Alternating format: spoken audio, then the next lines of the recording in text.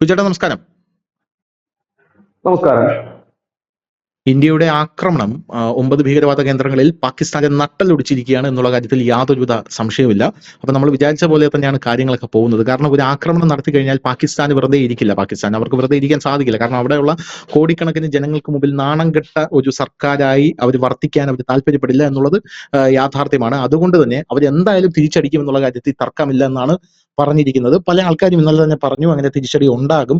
അതിൽ പ്രധാനമായും നമ്മുടെ ഇന്ത്യൻ സൈന്യം വളരെ വിജിലന്റ് ആയിരുന്നു. അവർക്ക് കൃത്യമായിട്ട് അറിയാം പാകിസ്ഥാൻ ഉറപ്പായിട്ടും തിരിച്ചടിക്കുമെന്ന് അവർക്കറിയാം. അതുകൊണ്ട് തന്നെ ഇന്നലെ അതിർത്തി സംസ്ഥാനങ്ങളിലെല്ലാം തന്നെ കനത്ത ജാഗ്രതയായിരുന്നു കൊടുത്തിരുന്നത്. ഇന്നലെ ചില റൂമേഴ്സ് പടർന്നിരുന്നു. അതായത് അമൃത്സറിൽ പാകിസ്ഥാന്റെ വിമാനം അതിർത്തി കടന്നെത്തി എന്നുള്ള റൂമേഴ്സാണ്. അത് വെറും റൂമേഴ്സാണ്. അത്തരത്തിലുള്ള റൂമേഴ്സ് ഒക്കെ പടർന്നിരുന്നു. പോരാത്തത് ഇന്നലെ രാത്രി നമ്മൾ തന്നെ കൊടുത്തൊരു വാർത്തയുണ്ട്. സിയാൽകോട്ടിൽ അതിഭീകരമായിട്ടുള്ള സൈറൻ മുഴങ്ങുന്നു, മിസൈൽ വരുന്നു എന്നാണ് അവർ കരുതിയത്. പക്ഷെ അങ്ങനെയല്ല. സിയാൽകോട്ടിൽ നിന്ന് ഒഴിഞ്ഞു പോകാനുള്ള ആൾക്കാർക്കുള്ള നിർദ്ദേശമായിരുന്നു അതെന്നുള്ളതായിരുന്നു പ്രധാനപ്പെട്ട കാര്യം എന്ന് പറയുന്നത്. അപ്പോ ഇപ്പോ നമുക്ക് കിട്ടുന്ന റിപ്പോർട്ട് എന്ന് പറഞ്ഞാൽ കഴിഞ്ഞ ദിവസം സത്യം പറഞ്ഞാൽ അക്ഷരാർത്ഥത്തിൽ ഉള്ളുലയ്ക്കുന്ന സംഭവങ്ങളായിരുന്നു നമ്മുടെ അതിർത്തിയിൽ നടന്നത്. പാകിസ്ഥാൻ സൈനികർ ഇങ്ങോട്ട് കനത്ത ഷെല്ലാക്രമണമാണ് നടത്തിയത്. വലിയ രീതിയിലുള്ള ആക്രമണത്തിൽ നമ്മുടെ ഒരു സൈനികൻ വീരമൃത്യു വരിച്ചു. അവിടെയുള്ള കുട്ടികൾ, അവിടെയുള്ള സ്ത്രീകൾ എല്ലാവരെയും അവർ വെടിവെച്ച് കൊല്ലുന്ന ഒരു കാഴ്ചയാണ് നമുക്ക് കാണാനായിട്ട് സാധിച്ചത്. പാകിസ്ഥാൻ പോരാത്തതിന് ഈ കുട്ടികളെയൊക്കെ എടുത്തുകൊണ്ട് പോകുന്ന ദൃശ്യങ്ങളൊക്കെ ഇപ്പൊ സമൂഹ മാധ്യമങ്ങളിൽ വൈറലാണ്.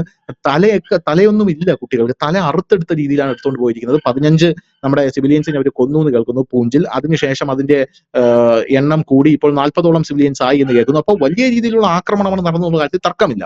അതിനുശേഷം ഇന്ത്യൻ സൈന്യം എല്ലാത്തിനും സജ്ജമാണെന്ന് പറഞ്ഞ് ഇപ്പൊ സർവകക്ഷി യോഗം നടക്കുകയാണ്. സർവകക്ഷി യോഗത്തിൽ നമ്മുടെ പ്രധാനമന്ത്രി പറഞ്ഞിരിക്കുന്നത് ഏത് സാഹചര്യവും നേരിടാൻ നമ്മുടെ രാജ്യത്തിലുള്ള ജനങ്ങൾ തയ്യാറായിരിക്കണം എന്നുള്ളതാണ്. അപ്പോൾ ഇത് നമ്മൾ വിചാരിച്ച പോലെ ഭയന്ന പോലെ ഒരു സമ്പൂർണ്ണ യുദ്ധത്തിലേക്കാണ് കാര്യങ്ങൾ നീങ്ങുന്നത് എന്നുള്ള കാര്യത്തിൽ തർക്കമില്ല. നമ്മൾ ഇതുവരെ ഭീകരവാദ കേന്ദ്രങ്ങളാണ് ആക്രമിച്ചിരുന്നെങ്കിൽ ഇനി നമ്മൾ ആക്രമിക്കാൻ പോകുന്നത്, കനത്ത പ്രഹരം നൽകാൻ പോകുന്നത് പാകിസ്ഥാൻ സൈന്യത്തിനാണ് എന്നുള്ള കാര്യത്തിൽ തർക്കമില്ല. ഇപ്പോ ഉഗ്ര സ്ഫോടനം നടത്തിയിരിക്കുകയാണ് കറാച്ചിക്ക് പിറകെ ലാഹോറിലും വലിയ രീതിയിലുള്ള സ്ഫോടനം നടന്നിരിക്കുകയാണ്. പ്രധാനമന്ത്രി നരേന്ദ്രമോദി നമ്മുടെ സുരക്ഷാ ഉപദേഷ്ടാവായിട്ടുള്ള അജിത് ഡോവലിനെ കാണുകയാണ്. ആ കൂടിക്കാഴ്ച ഇപ്പോൾ കഴിഞ്ഞു എന്ന് പറയുന്നു. പ്രകോപനം പാകിസ്ഥാൻ അതിർത്തി സംസ്ഥാനങ്ങളിലെല്ലാം തുടർന്നുകൊണ്ടേയിരിക്കുകയാണ്. അവിടെ വലിയ സൈനിക നീക്കങ്ങൾ നമ്മുടെ അതിർത്തിയിൽ നടക്കുന്നു. ഇപ്പൊ പ്രധാനമന്ത്രി നരേന്ദ്രമോദിയുടെ അദ്ദേഹത്തിന്റെ ഈ ഒരു ഇത് കഴിഞ്ഞ ശേഷം പാകിസ്ഥാനിൽ തുടർച്ചയായി പല ഭാഗത്തും സൈറനുകൾ മുഴങ്ങി എന്ന് പറയുന്നു. പോരാത്തതിന് പ്രധാനമന്ത്രി നരേന്ദ്രമോദിയുടെ എക്സാക്ട് വാക്കുകൾ പറയുകയാണെങ്കിൽ നമ്മൾക്ക് പറയേണ്ടത് എല്ലാത്തിനും തയ്യാറായിരിക്കണം, നിങ്ങൾ എന്തിനും തയ്യാറായിരിക്കണമെന്ന് മന്ത്രിമാർക്ക് നിർദ്ദേശം കൊടുത്തിട്ടുണ്ട്. നിങ്ങളുടെ വിദേശയാത്രകളൊക്കെ ഒഴിവാക്കണം, നിങ്ങൾ കൃത്യസമയത്ത് ഏകോപിപ്പിക്കാനായിട്ട് കൃത്യമായിട്ട് ഡൽഹിയിൽ തന്നെ ഉണ്ടാകണമെന്ന് പ്രധാനമന്ത്രി പറയുന്നുണ്ട്. അറബ് രാജ്യങ്ങൾ രംഗത്തെത്തിയിട്ടുണ്ട്. ഈ സംഘർഷം അവസാനിപ്പിക്കണമെന്നാണ് അറബ് രാജ്യങ്ങൾ പറയുന്നത്. ഡൊണാൾഡ് ട്രംപ് ഇന്നലെ ഷെയ്മാണെന്ന് പറഞ്ഞ ഡൊണാൾഡ് ട്രംപ് ഇന്ത്യ മറുപടി നൽകി കഴിഞ്ഞു എന്നുള്ള കാര്യത്തിലേക്ക് അദ്ദേഹത്തിന്റെ നിലപാട് മാറ്റിയിട്ടുണ്ട്. പോരാത്തതിന് ഇനി ഇന്ത്യ ആക്രമിക്കില്ല എന്നാണ് പ്രതീക്ഷിക്കുന്നതെന്ന് പറയുന്നു. പക്ഷേ ഇന്ത്യ നേരത്തെ തന്നെ പറഞ്ഞത് നമുക്ക് പ്രീച്ചേഴ്സിനല്ല വേണ്ടത്, നമുക്ക് പാർട്ട്നേഴ്സിനെയാണ് വേണ്ടത് ഇന്ത്യ പറഞ്ഞിരുന്നു. അപ്പൊ പാകിസ്ഥാൻ തീക്കളിക്ക് മുതിരുകയാണെന്നുള്ള കാര്യത്തിൽ തർക്കമില്ല. ഏത് നിമിഷവും പാകിസ്ഥാന്റെ ഫൈറ്റർ ജെറ്റുകൾ നമ്മുടെ അതിർത്തി കടന്നെത്തിയേക്കാമെന്ന കൃത്യമായിട്ടുള്ള ഒരു ധാരണ നമ്മുടെ ഇന്ത്യൻ സൈന്യത്തിനുണ്ട്. സമ്പൂർണ്ണമായിട്ടുള്ള ഒരു യുദ്ധത്തിലേക്കാണോ കാര്യങ്ങൾ പോകുന്നത്? മോക്ക് ഡ്രില്ല് നടത്തിയപ്പോഴേ നമ്മൾ വിചാരിച്ചു 1971 ശേഷം ഇത്ര വിപുലമായിട്ടുള്ള മോക്ക് ഡ്രിൽ ഇപ്പോഴാണ് നടത്തുന്നത്. എന്താണ് യഥാർത്ഥത്തിൽ സംഭവിക്കാൻ പോകുന്നത്? നമ്മൾ സമ്പൂർണ്ണമായിട്ടുള്ള യുദ്ധത്തിലേക്ക് നീങ്ങിക്കഴിഞ്ഞാൽ എന്തായിരിക്കും അതിന്റെ പ്രത്യാഘാതം? ഇന്നലെ തന്നെ നമ്മുടെ ഈ സിന്ദൂർ ഓപ്പറേഷൻ കഴിഞ്ഞതിന് ശേഷം നമ്മുടെ കരസേന മേധാവി പിക്ചർ അബിബി ബാക്കിയെ എന്ന് പറഞ്ഞിട്ട് ഒരു ട്വീറ്റ് ചെയ്തിരുന്നു. അത് നമ്മൾ ചർച്ച ചെയ്യുകയും ചെയ്തിരുന്നത്. ആ ട്വീറ്റിൽ നിന്ന് തന്നെ കാര്യങ്ങൾ വളരെ വ്യക്തമാണ്. അത് തന്നെയാണ് ഇന്ന് പ്രധാനമന്ത്രി നരേന്ദ്രമോദി മന്ത്രിസഭാ യോഗത്തിൽ, സർവകക്ഷി യോഗത്തിലല്ല, മന്ത്രിസഭാ യോഗത്തിന് ശേഷം, അതായത് ഈ സർവകക്ഷി യോഗത്തിന് മുമ്പായിട്ടൊരു മുകുന്ദ് നരവാനെ എക്സ് കരസേനാ മേധാവി അങ്ങനെ ഒരു ട്വീറ്റ് ചെയ്തിരുന്നു. അപ്പൊ ആ എക്സ് കരസേനാ മേധാവി അങ്ങനെ ഒരു ട്വീറ്റ് ചെയ്യുമ്പോൾ സ്വാഭാവികമായി അദ്ദേഹം വളരെ കാലം കരസേനയിൽ ഇരുന്ന ഒരു ഉള്ള വ്യക്തിയാണ്. അപ്പൊ അദ്ദേഹം അങ്ങനെയാണ് ചെയ്തിരുന്നത്. അതിൽ നിന്ന് തന്നെ ഒരു സൂചനകൾ ഉണ്ടായിരുന്നു. ഇന്ന് നമ്മുടെ പ്രധാനമന്ത്രി നരേന്ദ്രമോദി സർവകക്ഷി യോഗത്തിന് തൊട്ട് മുമ്പ് നമ്മുടെ ക്യാബിനറ്റ് യോഗത്തിൽ അദ്ദേഹം പറഞ്ഞത് ഇതൊരു തുടക്കം മാത്രമാണ്, എല്ലാവരും അങ്ങനെ തന്നെയാണ് കരുതുന്നത്. ഇന്നലെ പാകിസ്ഥാൻ നാഷണൽ അസംബ്ലിയിൽ നടന്ന പ്രസംഗം ഞാൻ ഫുള്ള് കേട്ടിരുന്നു. അവിടെ നമ്മുടെ ഷഹബാസ് ഷെരീഫിന്റെ പ്രസംഗം ഫുള്ള്. ആദ്യം അദ്ദേഹം ഉറുദുവിലാണ് കുറച്ച് നേരം പ്രസംഗിച്ചത്. പിന്നീട് അദ്ദേഹം ആ ഉറുദു നമുക്ക് അറിയില്ല എന്താണെന്നുള്ളത്. അതിനുശേഷം അദ്ദേഹം ഹിന്ദിയിൽ പ്രസംഗിച്ചു. ആ ഹിന്ദിയിൽ പ്രസംഗിക്കുന്നത് എന്തിനാണെന്നുള്ളത് വളരെ വ്യക്തമാണല്ലോ, നമ്മൾ ഇന്ത്യക്കാർ കേൾക്കാൻ വേണ്ടിയിട്ടാണ്. അപ്പോൾ വളരെ വൈകാരികമായിട്ടൊക്കെ അദ്ദേഹം പ്രസംഗിച്ചിട്ട് അദ്ദേഹം പറഞ്ഞ കാര്യം, രാത്രിയില് നമ്മുടെ ഇന്ത്യൻ സേന പതുങ്ങി വന്ന് ഭീരുക്കളെ പോലെ നമ്മൾ അടിച്ചു, നമ്മള് അവരുടെ 3 റഫേൽ വിമാനങ്ങൾ തകർത്തിട്ടുണ്ട് എന്ന് പറയുന്നു. അതിനുശേഷം അദ്ദേഹം പറയുന്ന കാര്യം, അതിൽ ഒരു റഫേൽ വിമാനം ഒരു വലിയ തുറസായ ഒരു പാടത്ത് വീണിരിക്കുകയാണ് എന്നാണ് അദ്ദേഹം എൻ്റെ ഒരു സ്ഥലപ്പേരും പറയുന്നുണ്ട്. ബാക്കി രണ്ടെണ്ണത്തിന്റെ കാര്യമൊന്നും അദ്ദേഹം പറയുന്നില്ല. അപ്പൊ ഇന്നലെ നമ്മൾ കണ്ടതാണ് CNN മാധ്യമപ്രവർത്തകർ ഈ അവരുടെ പ്രതിരോധ മന്ത്രി ഖാജ അസീസിനോട് ചോദിക്കുന്നുണ്ട്, എവിടെയാണ് അതിന്റെ ദൃശ്യങ്ങൾ നിങ്ങൾ വല്ലതും ഉണ്ടോ, ഈ വിമാനം തകർക്കും നിങ്ങൾ പറയുന്നത്. അപ്പൊ പറഞ്ഞു സോഷ്യൽ മീഡിയയിലൊക്കെ ഉണ്ട്, നിങ്ങൾ പോയി കണ്ടോളെ. അപ്പം എന്നാണ് അവർ പറയുന്നത്, കാരണം അവരുടെ കയ്യിലില്ല. അപ്പൊ പാക് പ്രധാനമന്ത്രി ഇത് പാക് പാർലമെന്റിൽ അവതരിപ്പിക്കുമ്പോൾ അവിടുത്തെ ഈ മറ്റ് MP മാരെ കൂടി ഈ വിഷ്വൽ കാണിക്കുന്നുണ്ട്. ആ MP മാരൊക്കെ മൊബൈലിൽ കളിച്ചോണ്ടിരിക്കുകയും മൊബൈലിലെ വാർത്ത നോക്കിക്കൊണ്ടിരിക്കുകയൊക്കെയാണ് നിർവികാരമാണ്. കാരണം അവർക്കറിയാം ഇത് പൊതുവാണെന്നുള്ള കാര്യത്തിൽ അവർക്ക് അറിയാം. പിന്നെ ആ ഒരു ആവേശം. എന്നിട്ട് അദ്ദേഹം പറയുന്ന ഒരു ഡയലോഗ് ഉണ്ട്, അതാണ് വലിയൊരു കോമഡി. അദ്ദേഹം പറയുന്നത്, ഞാൻ ഇപ്പോൾ തന്നെ സൈന്യത്തിന് എല്ലാവിധ പെർമിഷനും കൊടുക്കുകയാണ് തിരിച്ചടിക്കാൻ. വലിയ രസം എന്താണെന്ന് വെച്ചാൽ സൈന്യത്തിന്റെ ഔദാര്യത്തിൽ ഭരിക്കുന്ന ഒരു സർക്കാരാണ് അവിടെ ഇരിക്കുന്നത്. സൈന്യം ഇറങ്ങിപ്പോകാൻ പറഞ്ഞാൽ അപ്പുറം ഇറങ്ങിപ്പോകണം. സൈന്യമാണ് പാകിസ്ഥാനിൽ എല്ലാ കാലവും ഭരിച്ചിരുന്നത്. ആ സർക്കാർ പറയുകയാണ് ഞങ്ങൾ ഇപ്പോൾ സൈന്യത്തിന്, അതായത് ഇന്ത്യയുടെ ഒരു സ്റ്റൈൽ എടുക്കുകയാണ് അവിടുത്തെ ജനങ്ങൾക്ക് ഒരു ഇത് കൊടുക്കാനായിട്ട്. ഇത് സൈന്യത്തിന്റെ പ്രശ്നം എന്താണെന്ന് വെച്ച് കഴിഞ്ഞാൽ അവിടുത്തെ ഈ സൈന്യം അവർക്ക് ചില കണക്കൂട്ടലും കാര്യങ്ങളും ഉണ്ട്. അതവിടെ നമ്മളെ പോലൊരു വെളിവും വെള്ളിയാഴ്ച വ്യവസ്ഥയൊന്നും ഇല്ലാത്തൊരു രാജ്യമാണത്. കാരണം ഭരണാധികാരികൾ ഒരു വഴിക്ക്, സൈന്യം വേറൊരു വഴിക്ക്, പോലീസ് വേറൊരു വഴി, ഇങ്ങനെ പോകുന്ന ഒരു രാജ്യത്ത് ഈ സൈന്യം എന്ത് ചെയ്യും എന്ന് പറയാൻ കഴിയില്ല. നിലവിലെ സാഹചര്യത്തിൽ അവിടെ ഈ ഭീകര സംഘടനകളെ ഒഴിവാക്കി നിർത്തിക്കൊണ്ട് അവിടുത്തെ സൈന്യത്തിന് മുമ്പോട്ട് പോകാൻ ഒരിക്കലും കഴിയില്ല. നമ്മൾ ഇന്നലെ കണ്ടതാണ്, നമ്മുടെ അറ്റാക്കിൽ അവിടുത്തെ ഭീകരന്മാർ മരിച്ചപ്പോൾ അവിടെയൊക്കെ ഈ ശവസംസ്കാര ചടങ്ങിലൊക്കെ ഉന്നത സൈനിക ഉദ്യോഗസ്ഥർ യൂണിഫോമിൽ തന്നെയാണ് വന്ന് പങ്കെടുക്കുന്നത്. നമ്മൾ ധനുഷനാണ് ആ വാർത്ത ചെയ്തത് ഇന്നലെ. പങ്കെടുക്കുന്നു, അവർ അനുശോചനം രേഖപ്പെടുത്തുന്നു. ഇതിൽ നിന്ന് തന്നെ വളരെ വ്യക്തമാണ് ഭീകരർ അവർ നമുക്ക് യാതൊരു വ്യത്യാസവും ഇല്ല എന്നുള്ളത്. അപ്പൊ അവരെ സന്തോഷിപ്പിച്ചിരിക്കാനേ പറ്റൂ. ഈ ഒരു സാഹചര്യത്തിൽ അവർ ഇന്നലെ മുതൽ തന്നെ അവരുടെ പിന്തുണ ഉറപ്പിക്കാനുള്ള ശ്രമം നടത്തിയിട്ടുണ്ട്. എനിക്ക് തോന്നുന്നത് നമ്മുടെ പഴയ USSRൽ നിന്ന് ഏതോ ഒരു രാജ്യം പാകിസ്ഥാന് പിന്തുണ നൽകിയിട്ടുണ്ട്. കാരണം പാകിസ്ഥാനിന്റെ ഒപ്പം നിൽക്കും എന്ന് പറഞ്ഞിട്ട് നൽകിയിട്ടുണ്ട്. ചൈന ന്യൂട്രൽ അടിച്ച് നിൽക്കുകയാണ്. തുർക്കിയുടെ ശബ്ദമൊന്നും ഇപ്പം നിലവിൽ കേൾക്കുന്നില്ല. ആദ്യത്തേക്ക് ഒരു ആവേശം കെട്ടടങ്ങി തോന്നുന്നു. അതിനുശേഷം അവർക്ക് കിട്ടിയ ഏറ്റവും വലിയ പിന്തുണ എന്ന് പറഞ്ഞാൽ അൽ-ഖ്വയ്ദയുടെ ഭാഗത്തു നിന്നാണ്. അപ്പൊ അൽ-ഖ്വയ്ദ ഒരു സ്റ്റേറ്റ്മെന്റ് ഇറക്കിയിട്ടുണ്ട്. ഇന്ത്യക്കെതിരെ ജിഹാദിന് ആഹ്വാനം നൽകിക്കൊണ്ടാണ് അൽ-ഖ്വയ്ദ ഒരു സ്റ്റേറ്റ്മെന്റ് ഇറക്കിയിരിക്കുന്നത്. അതായത് ലോകത്ത് അൽ-ഖ്വയ്ദ മാത്രമല്ല, അൽ-ഖ്വയ്ദയോട് ചേർന്ന് നിൽക്കുന്ന മറ്റ് ഭീകര സംഘടനകളെല്ലാം തയ്യാറെടുക്കൂ ഈ അടിക്കാൻ അൽ-ഖ്വയ്ദ സ്റ്റേറ്റ്മെന്റ് ഇപ്പോഴും ജീവനോടെ ഇറക്കിയിരിക്കുകയാണ്. ഉണ്ടോ? അതുകൊണ്ട് സിറിയയിലുണ്ട്. പക്ഷെ ഇതിനകത്തൊരു വലിയ ഒരു പണി കിട്ടും. എന്താ കാര്യം എന്നറിയാം, ഈ അൽ-ഖ്വയ്ദ എന്ന് പറയുന്നത് അമേരിക്കയുടെ മെയിൻ ശത്രുവാണ്. അവര് പ്രഖ്യാപിച്ചിട്ടുള്ള ശത്രുവാണ്. ഈ അടുത്ത് സിറിയയിൽ പോയി അമേരിക്ക വാരി വലിച്ച് ബോംബിട്ടായിരുന്നു. എവിടെയാണെന്നറിയാമത്? അൽ-ഖ്വയ്ദ കേന്ദ്രങ്ങളിലായിരുന്നു ബോംബിട്ടത്, അൽ-ഖ്വയ്ദയുടെ തലവൻ ഉൾപ്പെടെ. ഇവന്മാർ കൂടി ഈ പാകിസ്ഥാന്റെ ഒപ്പം നിന്ന് എന്തെങ്കിലും തരത്തിലുള്ള പണി നടത്തി കഴിഞ്ഞാൽ ഇനി നാളെ അങ്ങനെ സംഭവിക്കുമെന്നല്ല ഞാൻ പറഞ്ഞത്, നാളെ അമേരിക്ക കയറി അടിച്ചാൽ അവർക്കൊരു ന്യായീകരണമുണ്ട്. ആർക്ക്? അമേരിക്കയ്ക്ക്. ഞങ്ങളുടെ ശത്രുവാണ് അവിടെ ഇരുന്ന് അവനെ ഒന്നുകൂടെ ശക്തി പ്രാപിക്കുന്നു, അതുകൊണ്ട് ഞങ്ങൾ അവന്റെ താവളത്തിൽ പോയി ബോംബിട്ടെന്ന് വേണമെങ്കിൽ അവർക്ക് ലോകത്തോട് പറയാം. കാരണം അവർ ഓൾറെഡി പ്രഖ്യാപിച്ചിരിക്കുന്നത് നമ്മുടെ ബില്ലാദന്റെ ഒക്കെ സംഘമാണ്. അവർ ഓൾറെഡി പ്രഖ്യാപിച്ചിരിക്കുന്നതാണ് ഇവന്മാർ എവിടെ ഉണ്ടെങ്കിൽ ഞങ്ങൾ നശിപ്പിക്കും. ആ അൽ-ഖ്വയ്ദയാണ് പാകിസ്ഥാന് പിന്തുണയായിട്ട് വന്നിരിക്കുന്നത്. ഇതിനിടയിൽ ഇവർ അഫ്ഗാനിസ്ഥാനുമായിട്ട് ഒരു പിന്തുണയ്ക്ക് വേണ്ടി ശ്രമിച്ചിട്ട് അഫ്ഗാനിസ്ഥാൻ അതിന് തയ്യാറായിട്ടില്ല.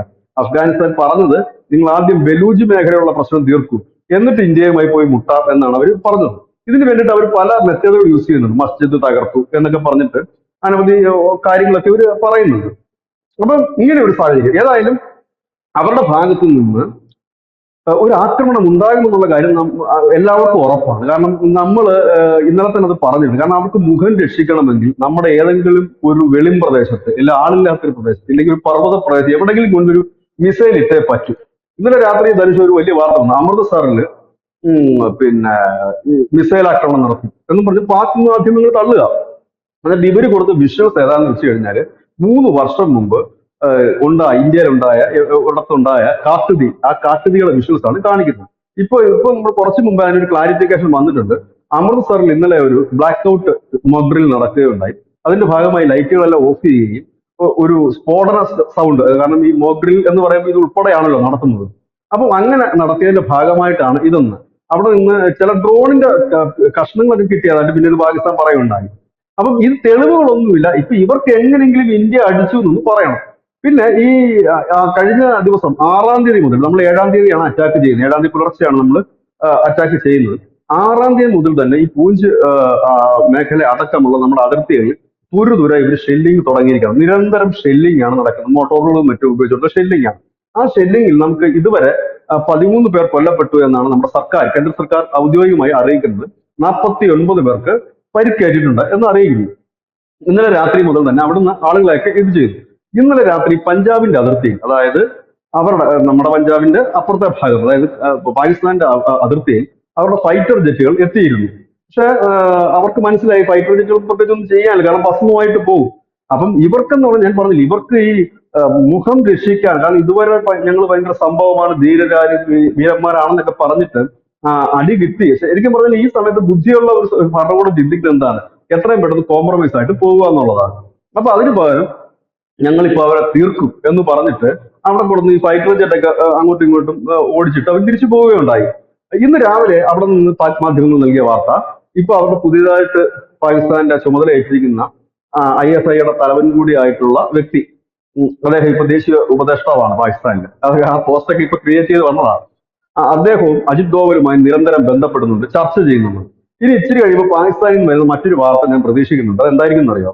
അജിത് ഡോവല് ഞങ്ങളുടെ ഉപദേഷ്ടാവിനോട് പറഞ്ഞു, പ്ലീസ് ഇനി ഒന്നും ചെയ്യരുത് എന്ന് പറഞ്ഞു. അതുകൊണ്ട് പാകിസ്ഥാൻ ഇനി ഒന്നും ചെയ്യുന്നില്ല അവരെ എന്നൊരു വാർത്തയായിരിക്കും ഇവന്മാരെ അടുത്ത് അടിക്കാൻ പോകുന്നത്. ഏതായാലും ഇന്ത്യ ആ വാർത്തയോട് പ്രതികരിച്ചിട്ടേ ഇല്ല. അതങ്ങനെ ഈ സാഹചര്യത്തിൽ ഇന്ത്യ കൂടുതൽ കൂടുതൽ യുദ്ധസജ്ജമായിക്കൊണ്ടിരിക്കുന്നു. അതാണ് നമുക്ക് ലേറ്റസ്റ്റ് നൽകാൻ കഴിയുന്ന കാര്യം. സർവകക്ഷി പഞ്ചാബിലടക്കം യോഗത്തിന്റെ കൂടുതൽ വിവരങ്ങൾ പുറത്തു വരുന്നുണ്ട്. സേനകൾക്ക് പ്രധാനമന്ത്രി എല്ലാ നിർദ്ദേശങ്ങളും നൽകി കഴിഞ്ഞു എന്നുള്ള റിപ്പോർട്ടുകളാണ് ഇപ്പോൾ പ്രധാനമായിട്ടും വരുന്നത്. പിന്നെ വേറൊരു സുപ്രധാനമായിട്ടുള്ള വാർത്ത ഇപ്പൊ പുറത്തു വരുന്നത്, ലോകരാജ്യങ്ങൾ ഇന്ത്യയിലേക്ക് അവരുടെയുള്ള പൗരന്മാർക്ക് വരാനായിട്ട് മാർഗനിർദ്ദേശങ്ങൾ പുറപ്പെടുവിച്ചു. ഇന്ത്യയിൽ സാഹചര്യം സങ്കീർണമാണ് എന്നാണ് ലോകരാജ്യങ്ങൾ പറയുന്നത്. അതിൽ ആദ്യം മാർഗനിർദ്ദേശം പുറപ്പെടുവിച്ചത് സിംഗപ്പൂർ ആണ് എന്നുള്ളൊരു റിപ്പോർട്ട് വരുന്നുണ്ട് ഇപ്പോ.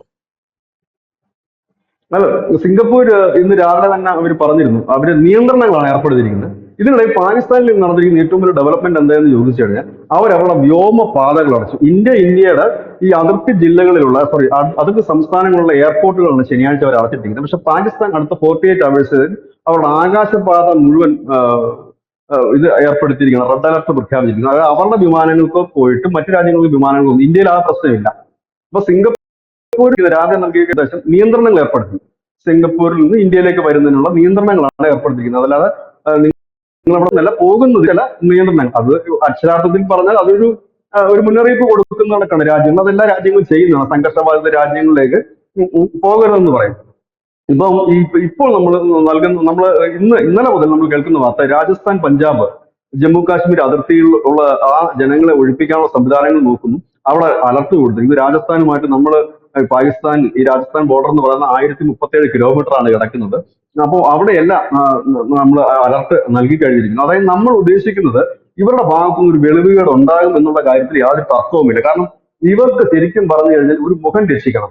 ഇപ്പോഴത്തെ അവസ്ഥയിൽ ഇന്ത്യയിലെ നരേന്ദ്രമോദിയെ പോലെ ഒരു ഭരണകൂടം, പിന്നെ ഇന്ത്യയിലെ ജനങ്ങളുടെ ഒരു കെട്ടുറപ്പുണ്ട്. ഇവിടെ അങ്ങനെ പാകിസ്ഥാന്റെ കണക്ക് പല അഭിപ്രായം പറയുകയോ ഇല്ലെങ്കിൽ പല തോന്നിവാസം പറയുകയോ ചെയ്യുന്ന ഒരു രാഷ്ട്രീയ സംഘടനകളോ പാർട്ടികളോ ഒന്നും ഇവിടെ ഇല്ല.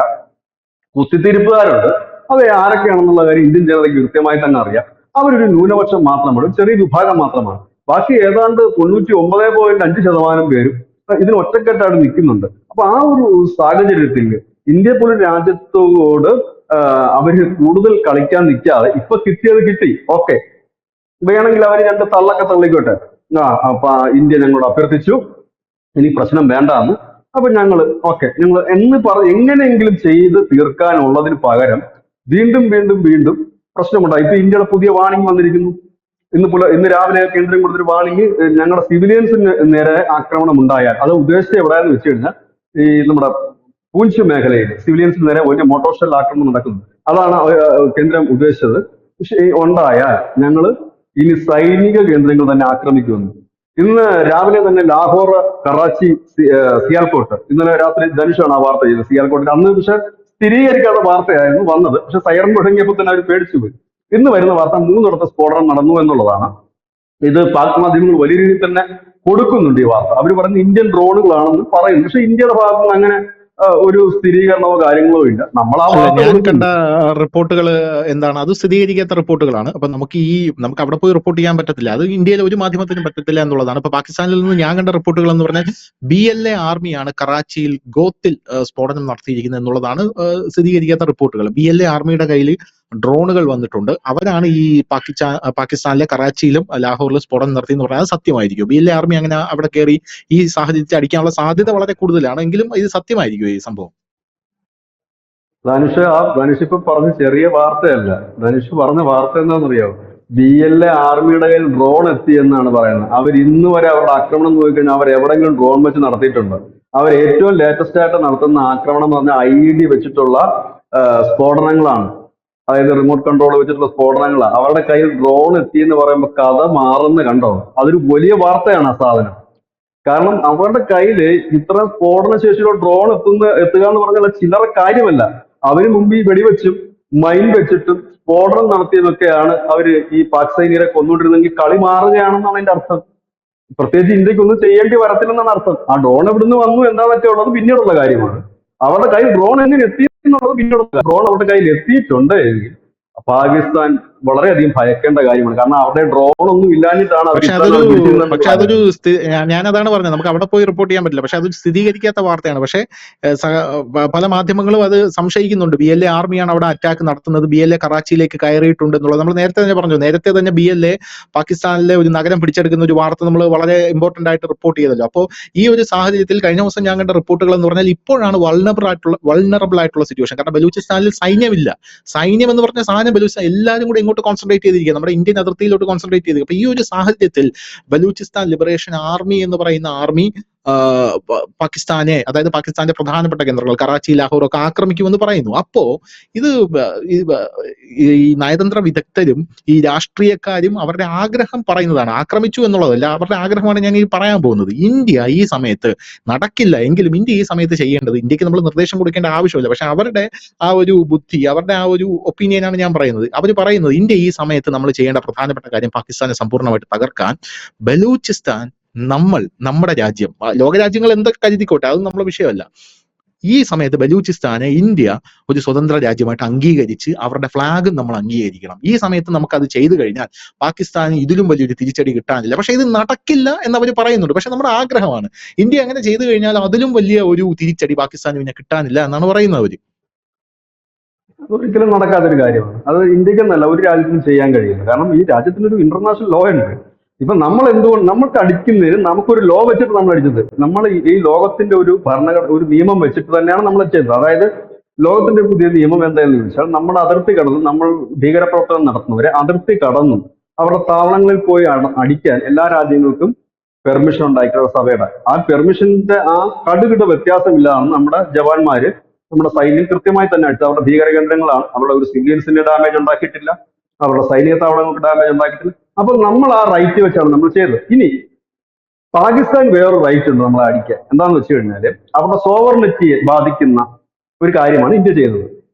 അതായത് നമ്മൾ നമ്മുടെ രാജ്യത്തിനകത്ത് വന്ന് ഒരു പണി കിട്ടിയാൽ നമ്മുടെ രാജ്യത്തിന് തിരിച്ചടിക്കാനുള്ള റൈറ്റ് ഉണ്ട്. അതും ഇതിനകത്ത് പറയുന്നുണ്ട്. ഇപ്പൊ പാകിസ്ഥാൻ ഇപ്പൊ അടിക്കുമ്പോൾ അവർക്കൊരു ന്യായം പറയാനുണ്ട്. അതായത് ഞങ്ങളുടെ രാജ്യത്ത്, ഞങ്ങളുടെ സെൻട്രലിൽ തന്നെ കയറി വന്നിട്ട് ഇവന്മാർ അടിച്ചു, അപ്പൊ അതുകൊണ്ട് കാരണം അവർ പാകിസ്ഥാൻ പറയത്തില്ലല്ലോ ഭീകരവാദ കേന്ദ്രമാണ് ഇവിടെ പൊളിച്ചതെന്നുള്ളത്, അവർ പറയത്തില്ല. അവർ ഞങ്ങളുടെ ഇതിൽ അടിച്ചെങ്കിൽ ഞങ്ങൾക്ക് തിരിച്ചടിക്കാം, അങ്ങനെയും കൂടെ റൈറ്റ് ഉണ്ട്. രണ്ട് റൈറ്റ് ഉണ്ട് ഇതിനകത്ത്. ഇന്ത്യ അടിച്ചതിന് അന്തർദേശീയ തലത്തിൽ ഒരു ന്യായമുണ്ട്, നിയമമുണ്ട്. ഇനിയിപ്പോ പാകിസ്ഥാൻ തിരിച്ച് അറ്റാക്ക് ചെയ്യുമ്പോഴും അവർക്ക് പറയാൻ ഇപ്പൊ ഒരു ന്യായമുണ്ട്, കാരണം അടിച്ചു എന്നുള്ളത്. പക്ഷെ ഇവിടെ ചെയ്യേണ്ട ഒരു കാര്യം എന്ന് പറഞ്ഞു കഴിഞ്ഞാൽ, ഇന്ത്യ ഇത് വളരെ കാലമായിട്ട് ഒരുക്കിക്കൂട്ടി വെച്ചിരിക്കുന്നതാണ്. കാരണം ഇനി മുമ്പ് തന്നെ ഈ നമ്മുടെ ബാലാക്കോട്ടൊക്കെ സർജിക്കൽ സ്ട്രൈക്ക് കഴിഞ്ഞപ്പോഴേ നരേന്ദ്രമോദി പറഞ്ഞിരിക്കുന്ന ഒരു കാര്യമുണ്ട്, ഇനിയും ഇതേപോലെ വെച്ചുകൊണ്ടിരിക്കാൻ നമുക്ക് പറ്റില്ല. നമ്മളിപ്പോ എത്രയോ പതിറ്റാണ്ടുകളായി ഈ ഭീകരാക്രമണം, കുത്തിത്തിരിപ്പ്, എന്തിനും നമ്മുടെ ഈ സൗത്ത് ഇന്ത്യ, കേരളത്തിലും കർണാടകത്തിലും ഒക്കെ തന്നെ ഭീകരവാദികളുടെ ഒരു വലിയ കൂത്തരങ്ങല്ല നടക്കുക. ഇതിന് വെച്ചുകൊണ്ടിരിക്കാൻ പറ്റില്ല. കാരണം നമുക്കിത് എന്നും ഒരു വ്രണമാണ് ഈ സാധനം. ഇനി അത് പൂർണ്ണമായി തീർക്കുക എന്നുള്ളതാണ്. അതിന് സജ്ജമായി നിൽക്കുന്ന ഒരു രാജ്യമാണ് ഇന്ത്യ. പക്ഷെ ഇപ്പോൾ ലേറ്റസ്റ്റ് ആയിട്ട് പാകിസ്ഥാനിൽ നിന്ന് വരുന്ന മറ്റു ചില വാർത്തകൾ ഇത് മുനീറിന്റെ തലയിൽ ഉരുത്തിരിഞ്ഞു വന്ന ആശയമാണ്. അതുകൊണ്ടാണ് ഈ മുനീർ ഇപ്പൊ രംഗത്തൊന്നും ഇല്ല, പുള്ളി ഇപ്പൊ സ്റ്റേറ്റ്മെന്റ് ഒന്നും നടത്താത്ത ഒരു സാഹചര്യം കൂടിയുണ്ട്. അപ്പൊ എന്തു തന്നെയായാലും ഇപ്പോൾ ഈ പോകുന്ന ഒരു പോക്ക് ഫുൾ ഫ്ലഡ്ജ് വാറിലേക്ക് നീങ്ങുമോ എന്ന് സംശയം എന്നുള്ളതല്ല, നമുക്ക് കഴിഞ്ഞ ദിവസം വരെ പോകാൻ സാധ്യതയില്ല എന്ന് നമ്മൾ പറഞ്ഞിരുന്നെങ്കിൽ ഇപ്പോൾ നമ്മളത് മാറ്റി പറയാൻ തയ്യാറാകേണ്ടി വന്നിരിക്കുന്നു. ഒരു പക്ഷെ കനത്ത ഒരു ആക്രമണത്തിലേക്ക് അത് പോയേക്കും. കാരണം ഇന്ത്യയെ സംബന്ധിച്ച് പറഞ്ഞാൽ ഇനി കൊടുക്കുന്ന അടി എന്ന് പറഞ്ഞാൽ ചെറിയ അടി ആയിരിക്കത്തില്ല. ഇപ്പോൾ നമ്മൾ കൊടുത്തത് നമ്മൾ നിയമപരമായി തന്നെ അവരുടെ ടെറർ ക്യാമ്പുകളാണ്, നമ്മൾ ജയ്ഷെ മുഹമ്മദിന്റെ ഒക്കെ ആസ്ഥാന മന്ദിരം തന്നെയാണ് നമ്മൾ തകർത്ത് കളഞ്ഞത്. ഓക്കെ, ഇനി ഇവര് ഒരു അറ്റാക്ക്, അതായത് അവിടുത്തെ സേന തന്നെ, അതായത് നമ്മൾ അവരുടെ സേന ആക്രമിച്ചിട്ടില്ല, പക്ഷെ അവരുടെ സൈന്യം നമ്മുടെ നേരെ ഒരു അറ്റാക്കിന് വന്നാൽ ഈ കളി മാറും. കാരണം ഇപ്പോൾ നമ്മൾ അറിയുന്ന രാജസ്ഥാനിലും മറ്റുമൊക്കെ ഈ മിസൈൽ വേദ സംവിധാനങ്ങൾ സ്ഥാപിച്ചു കഴിഞ്ഞിരിക്കുന്നു. അങ്ങനെയാണെങ്കിൽ അതൊരു ഒന്നൊന്നര അടിയായിരിക്കും. പാകിസ്ഥാന് ജീവിതത്തിൽ മറക്കാൻ കഴിയാത്ത ഒരു അടിയായിരിക്കും. എനിക്ക് തോന്നുന്നത് ഒരുപക്ഷെ ഇപ്പൊ നമ്മൾ അറിയാൻ കഴിയുന്ന ഇപ്പൊ അവിടെ പുതിയ ദേശീയ ഉപദേഷ്ടാവിന് വലിയ താല്പര്യമില്ല ഇന്ത്യയുമായിട്ടൊരു ക്ലാഷ്. കാരണം പുള്ളിക്ക് അതായത് ഐഎസ് ഐക്ക് താല്പര്യം ഉണ്ടായിരുന്നില്ല മുനീറിന്റെ ഈ ഓപ്പറേഷൻ പ്ലാനൊന്നും.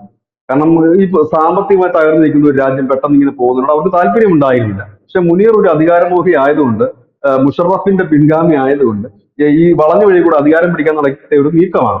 ഒരു പക്ഷെ അവരന്ന് ശ്രമിച്ചാൽ അവർക്ക് കൊള്ളാം എന്നുള്ളതേ ഉള്ളൂ. കാരണം ഇന്ത്യയെ സംബന്ധിച്ച് പറഞ്ഞാൽ അത് ശക്തമായ ഒരു അടി ഉണ്ടാകുമെന്നുള്ള കാര്യത്തിൽ യാതൊരു തർക്കവുമില്ല. ഒന്നാമത്തെ കാര്യം, ഇന്നലത്തെ അമേരിക്കൻ നിലപാടല്ല ഇന്ന്. അമേരിക്ക നമ്മൾ നമ്പിക്കൊണ്ട് മുമ്പോട്ട് പോകാൻ കഴിയില്ല. അമേരിക്ക തന്നെ ഒരു രാജ്യത്തും നമ്പിക്കൊണ്ട് പോകാൻ പറ്റില്ല. കാരണം ഇന്ത്യക്ക് ഇന്ത്യയുടേതായ ഒരു സ്റ്റാൻഡ് എടുത്ത് എല്ലാ കാലവും മുമ്പോട്ട് പോകാൻ കഴിയുള്ളൂ. ഇവിടെ സംഭവിക്കാൻ പോകുന്നത് എന്താണെന്ന് വെച്ച് കഴിഞ്ഞാൽ ഒരു റൗണ്ട് അടി കൂടെ നടക്കാനുള്ള സാധ്യതകളാണ് കൂടുതലായി കാണുന്നത്. കാരണം പാകിസ്ഥാന് അവിടെ മുഖം രക്ഷിക്കാൻ എന്തെങ്കിലും ഒന്ന് ചെയ്തേ. കാരണം എന്താ അറിയാവോ, ഇപ്പോഴും ഈ സോഷ്യൽ മീഡിയ വളരെ ശക്തമാണ്. അപ്പൊ സോഷ്യൽ മീഡിയ ശക്തമായതുകൊണ്ട് നിമിഷ നേരം മതി ഒരു വാർത്ത ഇട്ട് കഴിഞ്ഞാൽ പൊളിഞ്ഞെടുക്കാൻ. കാരണം ഇന്ത്യയിലും പാകിസ്ഥാനിലുമുള്ള ഈ സോഷ്യൽ മീഡിയ ഇൻഫ്ലുവൻസർ ആയാലും, ഇല്ലെങ്കിൽ സോഷ്യൽ മീഡിയ ഗ്രൂപ്പുകളായാലും, ഇല്ലെങ്കിൽ ഫ്രണ്ട്സ് ആയാലും ഒക്കെ ഉണ്ട്. അപ്പൊ ഇവിടെ നടക്കുന്ന ഒരു വാർത്ത നിമിഷ നേരം കൊണ്ട് അവിടെ അറിയും, അവിടെ നടക്കുന്ന ഒരു വാർത്ത നിമിഷ നേരം കൊണ്ട് ഇവിടെ അറിയും. ഇവിടെ ഉള്ള ആൾക്കാരും അവർക്ക് വാർത്ത എത്തിക്കാൻ വലിയ താല്പര്യമുള്ളവരൊക്കെ തന്നെയാണ്. അപ്പൊ എന്താ സംഭവിക്കുന്നത് എന്ന് ചോദിച്ചു കഴിഞ്ഞാൽ അവർക്കൊരു വിസിബിൾ ആയിട്ടുള്ള, അതായത് അവിടുത്തെ ജനത്തിനെ വിശ്വസിപ്പിക്കുന്ന തരത്തിൽ ഒരു ആക്രമണം അവർക്ക് നടത്തണം.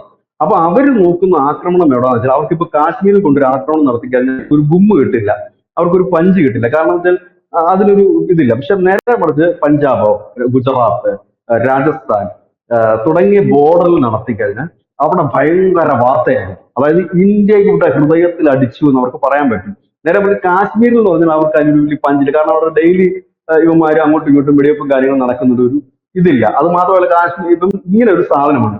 കാരണം അവർക്ക് ഏറ്റവും കൂടുതൽ ഷോക്ക് വന്ന അവിടെ ബഹാൽപൂർ അടിച്ചതാണ് അവർക്ക് ഏറ്റവും വലിയൊരു ഷോക്കായിട്ട് മാറിയത്. ബാക്കി സ്ഥലങ്ങളിലൊക്കെ അടിച്ചത് കോട്ടയം വെക്കുന്നവന്മാര്. കാരണം അവിടെ മർമ്മത്താണ് അടി കിട്ടിയത്.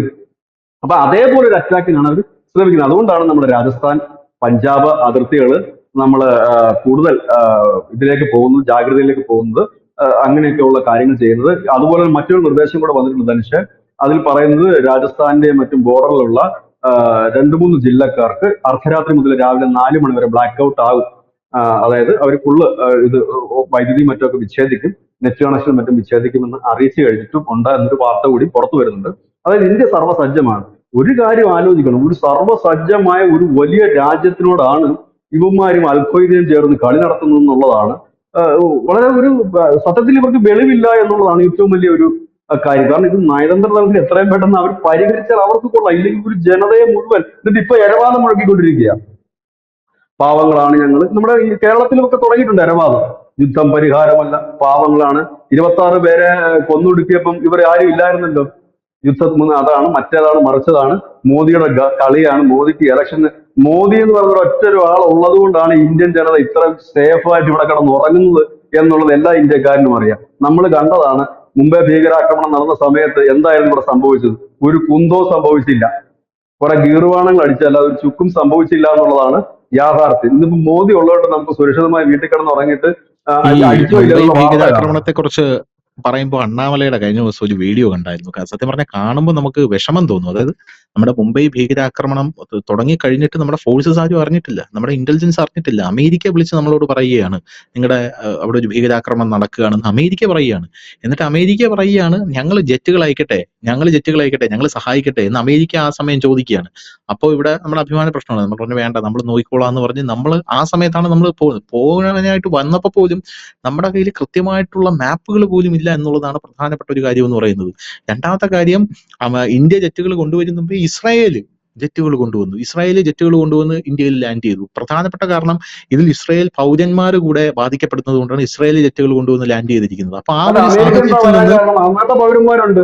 അമേരിക്കയുടെ 11 പൗരന്മാരുണ്ടായിരുന്നു. അതാണ് അവര് പറയുന്നത് ഞങ്ങൾ ജെറ്റ് വരട്ടെ എന്ന് ചോദിച്ചത്. അല്ലാതെ ഇവിടെ ഇരിക്കുന്നതിന്റെ ഗുണം കൊണ്ട് വന്നതല്ല. അവിടെ ഏറ്റവും വലിയ രസം എന്ന് വെച്ച് കഴിഞ്ഞാല് ഈ ധനുഷ് പറഞ്ഞത് ഇത് സത്യത്തിൽ ഈ അണ്ണാമന്റെ ഈ വീഡിയോ മാക്സിമം നമ്മൾ പ്രചരിപ്പിക്കേണ്ടതാണ്. എന്താണ് അന്ന് സംഭവിച്ചതെന്നുള്ളത്. എന്തുകൊണ്ട് അന്ന് നോക്കിയ ധനുഷ്, നമ്മുടെ രാജ്യത്തിനകത്ത് ഒരു ഒരു ഹോട്ടലില് നടക്കുന്ന ഭീകര ആക്രമണം, അതിൽ നമ്മുടെ എത്ര ജവാന്മാർ, അല്ലെങ്കിൽ നമ്മുടെ എത്ര സ്മാർട്ട് ആയിട്ടുള്ള കമാൻഡോകളാണ് അതിൽ നമുക്ക് നഷ്ടപ്പെട്ടത്. ഇന്നലെ നോക്ക്, ആമ്പിള്ളേരെ അടിച്ചത് പോയിട്ട് ഒരു ഒരു ഒരു ഒരു കൊച്ചു കുഞ്ഞിന് പോലും എന്തെങ്കിലും ഒന്ന് പറ്റിയിട്ടുണ്ടോ? ഒന്നും സംഭവിച്ചിട്ടില്ല. കൃത്യമായിട്ട് പോയി മസൂദ് അസറിന്റെ ഒക്കെ കുടുംബം മുഴുവൻ ചുട്ട് വെണ്ണീറാക്കിയിട്ട് ഇവിടെ തിരിച്ചു വന്നു. ഇതിനു മുമ്പ് നമ്മൾ ബാലക്കോട്ട് അടിച്ചു, ഉറി അടിച്ചു, ഒരു ഈച്ച പോലും അറിഞ്ഞില്ല. പിറ്റേ ദിവസം നമ്മൾ രാവിലെ പറയുമ്പോഴാണ് അറിയുന്നത് ഞങ്ങൾ അടിച്ചിട്ടുണ്ടെന്ന് പറയുന്നത്. ഇന്നലെ എങ്ങനെയാ നമ്മളെല്ലാരും അറിഞ്ഞത്? നമ്മുടെ ആർമി ഒരു പോസ്റ്റ് ഇട്ടു, എത്ര 11:59 ധനുഷായിരുന്നില്ല വാർത്ത കൊടുത്ത് രാത്രി ഉറക്കമൊക്കെ ഉളച്ച് 11:52 വന്ന അല്ലെ. നമ്മൾ ആർമി വന്നേ ഞങ്ങൾ അടിച്ചിട്ടുണ്ട് എന്ന് പറയുന്നത്. ഇതാണ് ആണത്തം.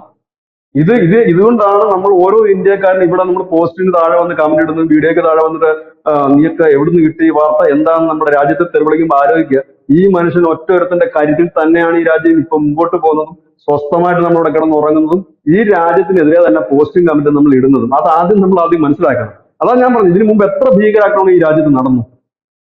പിന്നെ കുക്കർ ബോംബ്, സിഗരറ്റ് ബോംബ്, എന്താ ടിഫിൻ ബോംബ്, അങ്ങനെ ബോംബുകളുടെ ഒരു പ്രളയമാണ്. അന്നൊക്കെ ഇവിടെ പ്രധാനമന്ത്രി ഇല്ലായിരുന്നു, ഒരു സർക്കാരില്ലായിരുന്നു. പ്രീണന രാഷ്ട്രീയം കളിച്ച് കളിച്ച് കളിച്ച് അതെല്ലാം അയ്യോ അവരെ പിടിച്ചാൽ ഇത് ഇങ്ങനെ വരും, ഇവരെ പിടിച്ചാൽ അത് അങ്ങനെ വരും. അതാണ് ഞാൻ പറഞ്ഞത്, നമ്മുടെ കണ്ടുകൊണ്ടിരിക്കുന്നതാണ് മുംബൈയിലെ ഹോട്ടൽ താജിൽ നടന്ന ഭീകരാക്രമണം. അതിൽ എത്ര കമന്റ്, സന്ദീപ് ഉണ്ണികൃഷ്ണൻ ഉൾപ്പെടെയുള്ള നമ്മുടെ നല്ല കരുത്തരായ കമാൻഡോകൾ നമുക്ക് നഷ്ടമായില്ലേ? അതാണ് ഞാൻ പറഞ്ഞത്, ഇത് രാജ്യം കടന്നിട്ടുള്ള അടി അടിച്ചിട്ട് പോലും ഒരു ചുക്കും നടന്നില്ല. ഏതാണ്ട് ഒരു ഡ്രോൺ അങ്ങാണ്ട് കിട്ടിയെന്നാണ് പാകിസ്ഥാൻ പറയുന്നത്. പിന്നെ നമ്മുടെ സ്വാഭാവികമാണ്, അവര് പല തള്ളം തള്ളും, നമ്മൾ അതിനകത്ത് കാര്യമാക്കേണ്ട. അത് ലോക മാധ്യമങ്ങൾ പോലും ഇന്ത്യ പ്രശംസിക്കുകയാണ്, കൃത്യമായി ഇന്ത്യ ചെയ്തു എന്ന്. ഇന്ത്യക്ക് എന്തെങ്കിലും ഡാമേജ് പറ്റിയതായിട്ട് ശത്രുക്കളായിട്ടുള്ള മാധ്യമങ്ങൾ പോലും പറയുന്നുണ്ട്, BBC പറയുന്നുണ്ട്. അതൊക്കെ അവർ പരമ്പരാഗതമായിട്ട് നമ്മളെ പറഞ്ഞുകൊണ്ടിരിക്കുന്നവന്മാരാ. ഒരുമാതിരിപ്പെട്ട നമ്മളെ എതിർക്കുന്ന മാധ്യമങ്ങൾ പോലും അങ്ങനെ പറയുന്നില്ല. എന്തിനേറെ പറയുന്നു, ബംഗ്ലാദേശ് മാധ്യമങ്ങൾ നമുക്കെതിരാ ഈ ഒരു സംഘർഷം തുടങ്ങിയതിനു ശേഷം അവന്മാര് പോലും പറയുന്നില്ല നമുക്കൊരു ഡാമേജ് പറ്റിയെന്ന്. അപ്പൊ ആ സമയത്ത് നമ്മുടെ കേരളത്തിൽ പോലും ഇരുന്ന് ചില യൂട്യൂബർമാർ ഇരുന്ന് തള്ളിമറിക്കുന്നുണ്ട്. അത് എന്തു ആയിക്കോട്ടെ, അതിപ്പോ എല്ലായിടത്തും ഉണ്ടല്ലോ, പേരെ കത്തുമ്പോ വാഴ വെട്ടുന്നത്. അത് വാഴ വെട്ടുന്ന ഒരു വിഭാഗം പണ്ട് തൊട്ടേ ഇവിടെ ഉണ്ട്. പുതിയ ചില വിഭാഗങ്ങൾ വരും, വയറ്റിപ്പഴപ്പാകാം, എന്തു ആയിക്കോട്ടെ. പക്ഷെ ഇതാണ് ഞാൻ പറഞ്ഞത്, അത് ഈ നേതൃത്വത്തെ അംഗീകരിച്ചേ പറ്റൂ. ഈ ജനതയുടെ ഒത്തൊരുമയെ നമ്മൾ കണ്ടില്ല എന്ന് നടിക്കാൻ കഴിയില്ല. ഇവിടെ ഈ രാജ്യത്ത് എന്തൊക്കെ വിഷയങ്ങളും പ്രശ്നങ്ങളും ഉണ്ടായിട്ടുണ്ടോ അന്നൊക്കെ നമ്മൾ കക്ഷി രാഷ്ട്രീയം മറന്ന്, ജാതിമത ഭേദം മറന്ന് ഒറ്റക്കെട്ടായിട്ട് നമ്മൾ നിന്നിട്ടുണ്ട്, ഒരേ മനസ്സിൽ. അന്നും ഈ കുത്തിത്തിരിപ്പുകാരുണ്ടായിരുന്നു. അന്നത്തെ കുത്തിത്തിരിപ്പുകാർക്ക് പിന്നെയും ഇച്ചിരി പിന്തുണ കിട്ടിയെങ്കിൽ ഇന്നത്തെ കുത്തിത്തിരിപ്പുകാർക്ക് അതുമില്ല. ഇതിൽ പ്രധാനമായിട്ടും പറയേണ്ട വേറൊരു കാര്യമുണ്ട്, രാഹുൽ ഗാന്ധിയുടെ കാര്യമാണ്. രാഹുൽ ഗാന്ധി സർവകക്ഷി യോഗത്തിന് ശേഷം പറഞ്ഞ ഒരു വാചകം വളരെ ഇമ്പോർട്ടന്റ് ആണ്. ഇത് രാജ്യത്തിന്റെ അഭിമാന പ്രശ്നമാണ്, രാജ്യത്തെ ഇപ്പോൾ പരസ്പരം ചെളിവാരി എറിയാനുള്ള സമയമല്ല, കേന്ദ്ര സർക്കാരിന് പൂർണ്ണ പിന്തുണ ഞങ്ങൾ കൊടുക്കുന്നു, ഞങ്ങൾ കേന്ദ്ര സർക്കാരിനെ ബാക്ക് ചെയ്യുന്നു എന്നാണ് രാഹുൽ ഗാന്ധി പറഞ്ഞത്. പ്രശംസിക്കാതെ നിർവാഹമില്ല, കാരണം വളരെ പക്വതയായിരുന്ന ഒരു സ്റ്റേറ്റ്മെന്റ് ആണുള്ളത്. പിന്നെ പിണറായി വിജയന്റെ കഴിഞ്ഞ ദിവസത്തെ പോസ്റ്റാണ്. പിണറായി വിജയനും പറഞ്ഞത് ഭീകരതയെ വെച്ചുകൊണ്ടിരിക്കാൻ പറ്റില്ല, കൃത്യമായിട്ട് തിരിച്ചടിക്കണമെന്നാണ് പിണറായി വിജയനും പറഞ്ഞിട്ടുള്ളത്. എന്തായാലും ഒരു സമ്പൂർണ്ണ യുദ്ധത്തിലേക്ക് കാര്യങ്ങൾ നീങ്ങുന്നു എന്നുള്ള കാര്യത്തിൽ തർക്കമില്ല. സൗദി അറേബ്യയുടെ വിദേശകാര്യ സഹമന്ത്രി ഇപ്പോൾ അനൌദ്യോഗികമായി ഇന്ത്യയിൽ പറന്നിറങ്ങിയിട്ടുണ്ടെന്ന റിപ്പോർട്ടുകൾ പുറത്തു വരുന്നുണ്ട്. എന്തുകൊണ്ടാണ് അദ്ദേഹം വന്നത് എന്നുള്ളത് അറിയില്ല. അദ്ദേഹം ഇതിനു മുമ്പ് വരുമെന്നോ വരാനുള്ള ഒരു സിമ്പൽ പോലും നമുക്ക് തന്നില്ല. പെട്ടെന്ന് അദ്ദേഹം ഇങ്ങോട്ട് പുറപ്പെടുകയായിരുന്നു. അപ്പൊ ഇടപെടലുമായി സൗദി എന്ന് പറയുന്ന ഒരു റിപ്പോർട്ട് ഇപ്പോൾ പുറത്തു വരുന്നുണ്ട്. ഇതിനിടയിൽ ഏറ്റവും ഇമ്പോർട്ടന്റ് ആയിട്ട് വരുന്ന റിപ്പോർട്ട് സർവകക്ഷി യോഗത്തിന് ശേഷം അമിത്ഷാ പറഞ്ഞൊരു കാര്യമാണ്. അമിത്ഷാ നരേന്ദ്രമോദി ഇതൊരു തുടക്കം മാത്രമാണെന്ന് പറഞ്ഞപ്പോൾ തൊട്ടുപുറകെ അമിത്ഷാ പറഞ്ഞു അവശ്യ സാധനങ്ങളെല്ലാം തന്നെ രാജ്യത്തെ ജനങ്ങൾ ശേഖരിച്ചു വെക്കണമെന്നും അമിത്ഷാ പറഞ്ഞിരിക്കുകയാണ്. Thank you ബിച്ചേട്ടാ, thank you so much.